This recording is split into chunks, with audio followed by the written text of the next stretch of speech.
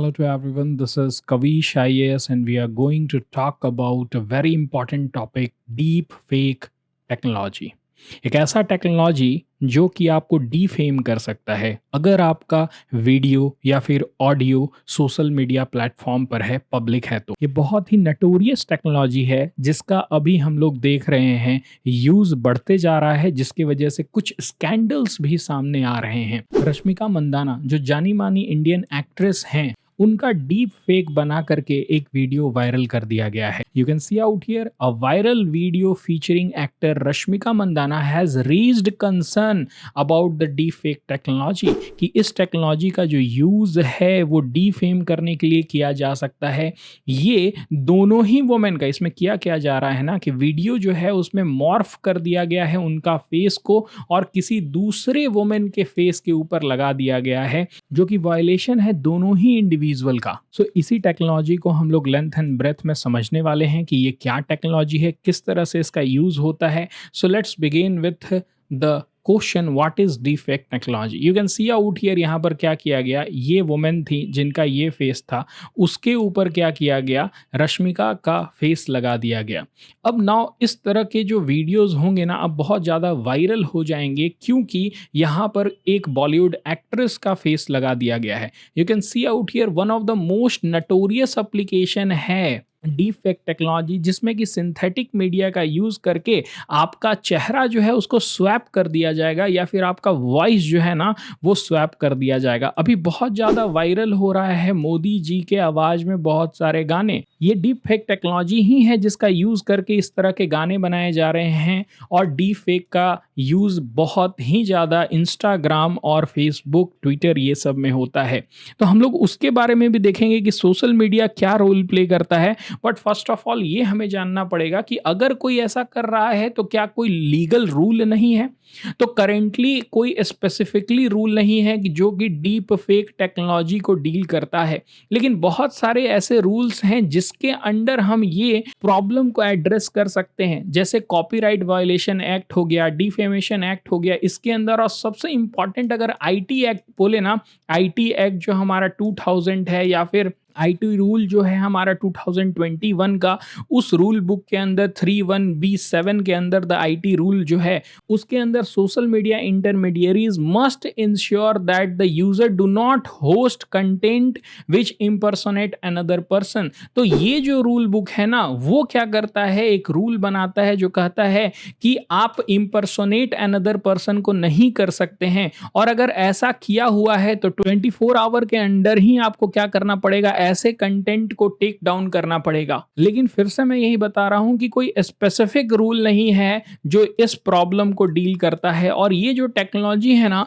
वो बहुत ज्यादा मिसयूज भी हो सकता है। जैसे कि आपको स्कैम कर दिया जाएगा, आपको होक्स दिया जाएगा, यानी छलावा आपके सामने लाया जाएगा, जो होगा नहीं वो आपको लगेगा कि वो सही है। मैं स्कैम को बताता हूँ, मान लीजिए कि कोई फ़ोन कर रहा है आपको, लेकिन वो जो वॉइस है ना वो ऐसे चेंज कर दे रहा है कि आपका जाना माना कोई पर्सन फ़ोन कर रहा है। तो इस तरह से आपके साथ धोखाधड़ी हो सकती है।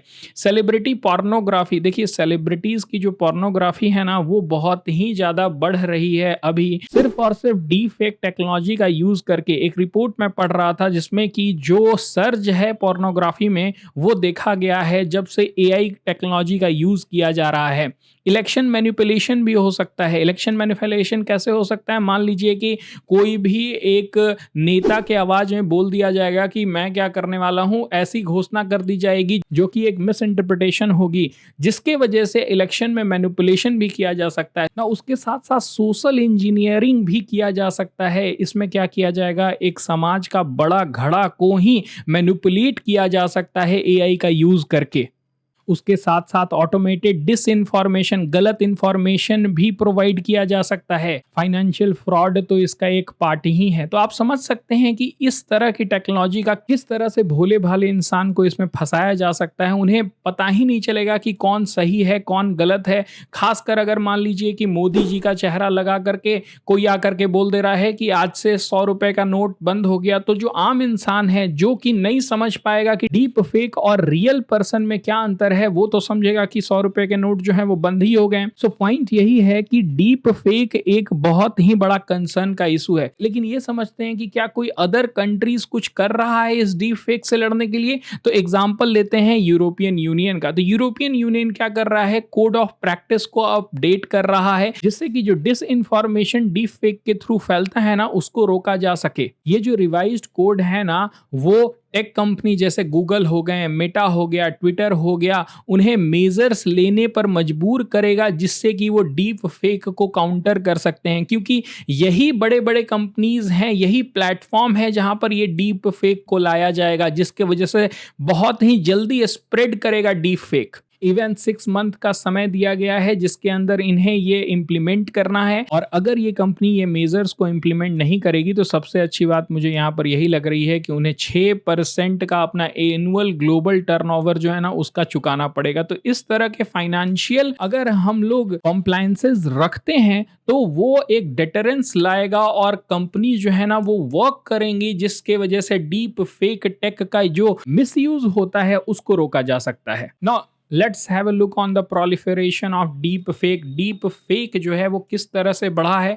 Wide spread use of AI, जो आर्टिफिशियल इंटेलिजेंस के टूल्स हैं ना उसका यूज करके ये बनाया जाता है। एआई बहुत बड़ा रोल प्ले करता है जिससे कि आप ऑडियो को फेक कर सकते हैं, वीडियो को फेक कर सकते हैं। और हाल में ही आपने एक वीडियो देखा होगा जिसमें कि यूक्रेनियन प्रेसिडेंट जो व्लादिमीर जेलेंस्की हैं वो ये कह रहे थे अपने ट्रूप को कि आप सरेंडर कर दो। तो इस तरह के जो वीडियोस हैं जेलेंस्की के वो बनते रहते हैं, लेकिन वो डीप फेक का यूज करके बनते हैं। सो इस बात से ये तो समझ में आ गया कि ये जो प्रॉब्लम है ना वो ग्लोबल कंसर्न का विषय है। तो क्या पूरा वर्ल्ड जो है वो एक साथ खड़ा नहीं हो सकता है? तो ऑफ कोर्स हो सकता है, और इसीलिए ये फोटो बहुत इंपॉर्टेंट है। You can see out here 1 से 2 नवंबर 2023 में ये एक आर्टिफिशियल इंटेलिजेंस सेफ्टी समिट हुआ। कहां पर हुआ?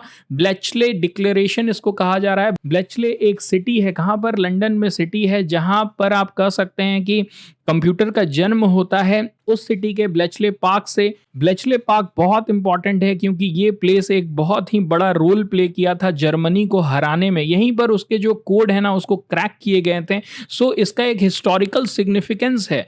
ये जो ब्लेचले डिक्लेरेशन हुआ है उसमें 28 कंट्रीज जो है ना वो मेजर प्लेयर हैं, जिसमें कि USA, UK, France, China, Japan, India, ये सब ने मिलकर के ये डिक्लेरेशन को साइन किया है, जिसमें की बात की गई कि किस तरह से एआई को यूज किया जा सकता है मैनिपुलेट करने में और डिसेप्टिव कंटेंट जनरेट करने के लिए। तो इसके ऊपर जो वर्ल्ड पॉलिटिक्स है ना वो बहुत ही अच्छी तरह से ध्यान लगाई हुई है, क्योंकि इससे इलेक्शन मैनिपुलेशन भी हो सकता है और बहुत ही लार्ज स्केल पर डिसइंफॉर्मेशन को फैलाया जा सकता है। तो ऑफ कोर्स इसको रोकने के लिए कुछ ऐसे भी टेक्नोलॉजी के ऊपर हमें इन्वेस्ट करना पड़ेगा, जिसके लिए ये पूरे वर्ल्ड को एक साथ आना पड़ेगा, और वो आ रहा है।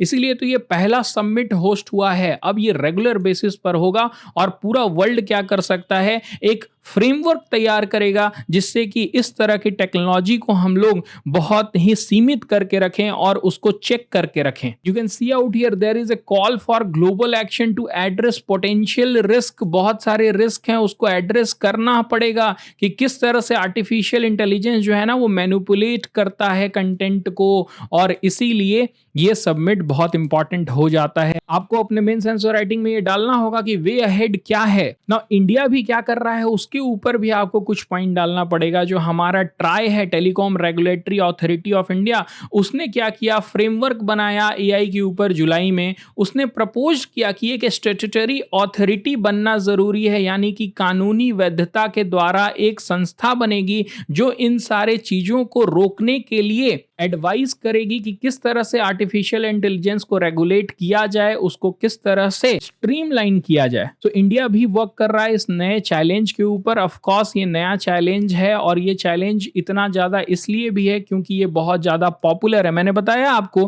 कि अरिजीत सिंह के गाने से ज्यादा मोदी जी के गाने सुने जा रहे हैं उनके डीप फेक वॉइस में।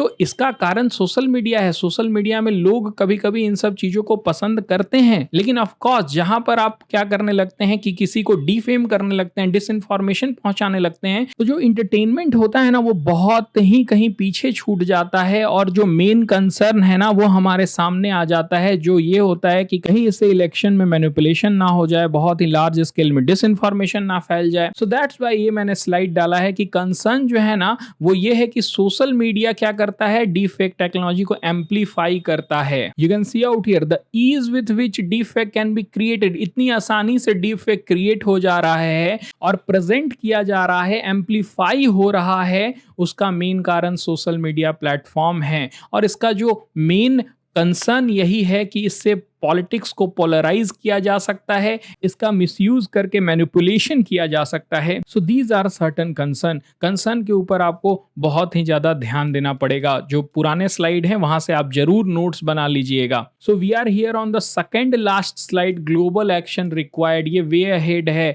जिस तरह से ब्लेचले डिक्लेरेशन हुआ ना, उस तरह से और भी ज्यादा हमें कोलैबोरेट करना पड़ेगा डिफरेंट स्टेक होल्डर के साथ, क्योंकि ये जो है ना, वो गवर्नमेंट एक साथ आके काम कर सकती है। ऐसा नहीं है कि डीप फेक का यूज इंडिया करेगा आपका चाइना के खिलाफ, जी नहीं।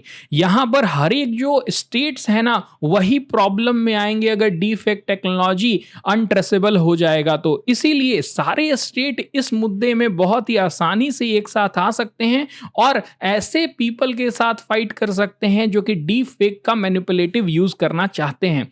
तो ये एक इजी टास्क होगा इन पॉलिटिशियंस के लिए और इसीलिए ब्लेचले डिक्लेरेशन एक वे अहेड है। इसी तरह के मोर डिक्लेरेशन होना चाहिए और ग्लोबल लीडर्स को इस कंसर्न को एड्रेस करना चाहिए। नाउ लास्टली इसके ऊपर एक क्वेश्चन तो बनता है मेंस के ऊपर, क्योंकि ये बहुत ही ज्यादा बढ़ रहा है इसका यूज और यूपीएससी हो सकता है कि science and tech GS paper 3 में यहां से एक क्वेश्चन पूछ दे। क्या क्वेश्चन मैंने डाला है, examine the role of deepfake technology in influencing public opinion. Of course public opinion को डीफेक्ट टेक्नोलॉजी का यूज करके चेंज किया जा सकता है, पॉलिटिकल डिस्कोर्स में को इन्फ्लुएंस किया जा सकता है। तो क्या क्या चैलेंजेस पोज करता है डीफेक्ट टेक्नोलॉजी, आपको वो लिखना है। किस तरह से डेमोक्रेटिक प्रोसेस को अफेक्ट कर सकता है, आपको वो लिखना है। आप चाहें तो इसके आंसर जो है वो कमेंट सेक्शन में कमेंट कर सकते हैं। I would try to reply you back. So I hope आपको डीफेक्ट टेक्नोलॉजी समझ में आया होगा। That's it for this video. Thank you.